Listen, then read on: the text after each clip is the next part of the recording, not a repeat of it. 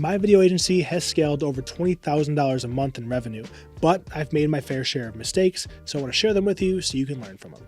Now, when I say mistakes, I mean things I would have done differently as I grew my business, not necessarily technical mistakes. Granted, I make technical mistakes on pretty much every shoot that I do, but the client never sees it. It never impacts your experience, and that's all that matters. Now, this channel is dedicated to our journey in growing our business here in Buffalo, as well as helping other businesses in the area grow their brands with video. So if that's something you're into, feel free to subscribe.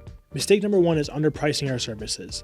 And this is something I still do. It's really a never-ending struggle because pricing is tough, especially because us as creatives, we like what we do. And it's not really hard for us. So we just think it's cool that we get paid anything to do what we want, right? And because of that, we usually just kind of take whatever number feels okay just to win that client over. And something that I've learned is sometimes being the cheapest one out there will lose you business. Some people don't want to work with the cheapest option, and you don't want to be the cheap option. Know your worth, understand the value that you're bringing to your clients, and charge accordingly, and make sure it's something that everybody agrees on. And it's okay to be out of their budget. I can't go buy a Ferrari right now. It's out of my budget. I don't expect them to bring their price down. It just makes me want to work harder to go buy a Ferrari, and people will do the same for you. And if there ever is a situation where we're out of budget with a client and we can't, make the scope less to make it fit into their budget, that's totally okay. I will refer them to someone who can do it in their budget and let them know that I'm here for them in any other way I can help them, or when they are ready to make that next step up, we're going to be here. Now, you don't want to be expensive just for the sake of being expensive. You have to be able to explain your pricing. And my method for pricing is really taking the time to understand the impact that your client is hoping to have by working with you. If a client expects your video strategies to make them an extra $5 million over the course of a year, then it's totally reasonable to say, hey, this is going to be a $200,000 project. Now, if it is one video, probably not. But if it will really have that much impact on their business, then a certain percentage of that should go towards making that happen. And if you told a business owner, hey, it's $20,000, but I think it's going to make you an extra $150,000, any good business owner will take that as long as they believe you and they have faith in you.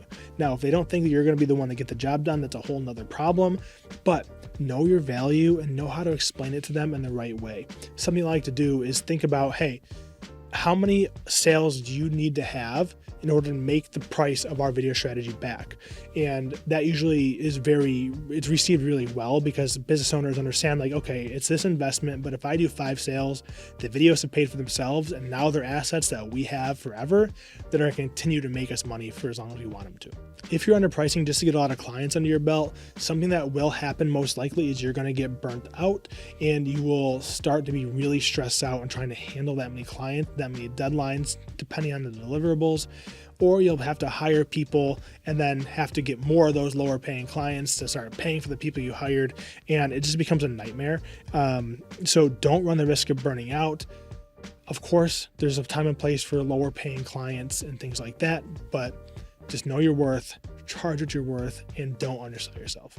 Mistake number 2 is not having any direction. Now, I thought I had a niche of helping high performing businesses use video, but that's not really a niche. And I was making content and strategies for everyone and making content that everybody could relate to, or so I thought. But when you're making content for everybody to relate to, you end up making this really plain vanilla content that no one relates to. Now, my business really exploded when I picked a niche because I had now a target audience that I can make content directly for, speak to their pain points, give them actual value, and have very, very clear messaging. There are 2 different schools of thought when it comes to starting your business and having a niche. A lot of people think you should not start with a niche, that way you can get a feel of who you like to work with and then start to form your niche, which that's what I did. I worked with a bunch of different industries and figured out who I like to work with, who I felt I could make a bigger impact for, and who could afford what we were doing. And I think that's a completely valid thing to do. So if you're super new and you don't really have much under your belt in terms of different industries, I say give a few a shot and pay attention to the experience, and not just how much your money you're making or how much success you're having with them, but really how much are you enjoying solving the problems for that industry. And something you can always do, which I'm going through right now, is having a niche and then start to de-niche or start to widen that niche. So right now I am pretty heavily into working with real estate agents and brokerages and things like that, but I want to start doing more real estate adjacent, investors, brokers, construction, things like that, where you can start to widen that niche back up, personal brands, things like that. Widen that niche back up once you've figured out your processes and your messaging for your initial niche. Mistake number 3 is something that I still struggle with, and that is not being confident enough or caring too much about what people think.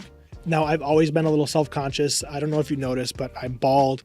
I have a small nose and I hate my voice, and I've always been overweight. So being self-conscious is something I really understand, but I know what I'm talking about, and you know what you're talking about.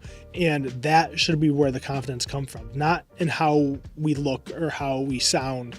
But if you know what you're talking about, don't let a customer push you around, and don't get self-conscious about that. You're the expert. They're coming to you for help. Remember, you're the expert. They're coming to you for your expertise. So exude confidence and talk about what you know, and give them the real recommendations that are going to help them grow their business, not just what they want to hear. Now, it takes time to have actual results and for clients to believe in you, but if you speak with real conviction, people will respect that, and they'll give you more chances, and you'll have way more wins if you just speak with passion and actual conviction.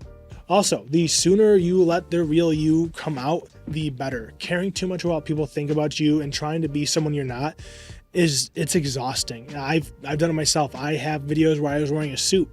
I still don't know what to wear. I hate wearing polos, and you feel like you have to fit yourself into a box. But I promise you, as soon as you, and whether you're a video professional or anybody, as soon as you can just align with who you are as a person and let your content speak for that, and just have so much more congruency with who you want to be and who you project yourself to be, you're going to have more success. People want to connect with real people, and you want to connect with real people. And something I've realized is that I have the most fun when I work with clients who like me for who I am, and I'm not trying to fit myself into their box. Yeah. I'm not trying to fit myself into a certain way I should be acting or should be presenting myself. When you can be your authentic self, it is the best feeling in the world. So lean into who you are. Keep in mind, yes, if you're trying to work with a high-end clientele, you maybe should have a suit in your closet, but we're in a creative industry and still dress nice. Like, I'm wearing a hoodie, but it's a nice hoodie. It's a nice hat. Got some subtle branding over here. Where is it? Got some subtle branding over here.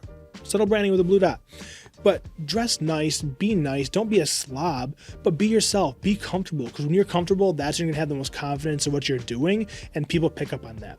Now, that might mean you're gonna turn away certain people, but I always tell people that's how magnets work. If you want to attract your ideal client, you're gonna have to repel some other people. The sooner you have an actual personal brand, the sooner you will stand out, because right now, everybody's doing this weird vanilla bullshit where they're just like, I don't know. It's like, I don't know if you're going on LinkedIn. It's like everybody wants to be super professional, but when they turn off their cameras on their Zoom meetings, they're not fucking professional. There's being professional, and then there's being, I don't know how to explain it. I don't know what I'm saying right now, but be a real person. I think people really like that. You can still be a professional and wear jeans. You can be a professional and have fun, but be a personal brand, and you'll start to stand out, and people will remember you for whatever little weird, quirky thing it is. So I hope this video helped in some way. Let me know in the comments if you've made any of these mistakes, or what mistakes you feel like you've made that you've learned from. And if you are a video agency owner or a business owner looking to grow your business, feel free to subscribe, because that's what this channel is for. It's me learning the way to continue to grow my video agency and helping businesses in my area do the same. So I'd love to have you subscribe and follow along. I'll see you in the next one.